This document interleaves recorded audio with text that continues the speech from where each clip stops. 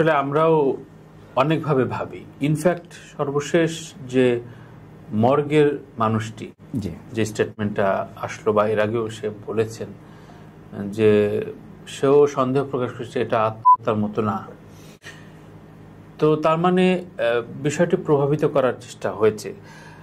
এই মামলা সত্য কখনোই মানে চাপা দিয়ে রাখা যায় না, এবং এর জন্য অবশ্যই নকিব বলো বা তোমাদের যে মুভমেন্ট, আমি একটু শুনতে চাই যে এই যতগুলো মানববন্ধন হয়েছে বা যতগুলো মুভমেন্ট হয়েছে এগুলো কিভাবে পরিচালিত হয়েছে? এইটা ধরুন সালমান শাহর পদ্মার অভিনয় দেখে তার ভক্ত হয়েছে মানুষ এবং প্রত্যেকেই তারে ভালোবাসে। তো যেহেতু এই সালমান শাহর মারা যাওয়ার পর অনেক মানুষ আসলে তখন থেকে অনেক মানুষ কিন্তু আত্মহত্যা করছে।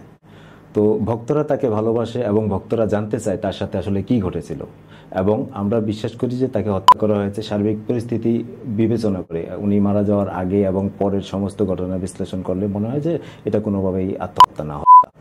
তো এই কারণে আমরা বিভিন্ন সময়ে বিভিন্নভাবে আন্দোলন করছি, মানববন্ধন করছি, সেটা আমাদের সবসময় ছিল, চলমান ছিল। এবং এই মামলা যখনই শুনানি হয় তখনই আদালত চত্বরে মানে ভক্তরা জড়ো হয়।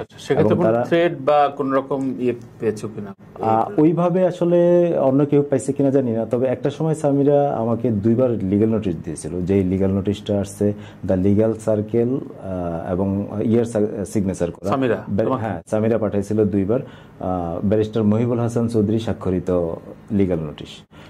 মানে আমাকে থামানোর জন্য অনেকবার আমার বোঝানো হয়েছে যে আমি যাতে এসব নিয়ে কথা না বলি। এই 2বার 2টা লিগ্যাল নোটিশ আমি পাইছি। এর বাইরে ওনার সাথে যখন কথা হইতো বা উনি আমাকে কল দিত, উনি আমার বোঝানোর চেষ্টা করতো আত্মহত্যা। তখন আমি বলতাম যে আপনার কাছে যেই যায় সে আপনার মুরিদ হয়ে যায়।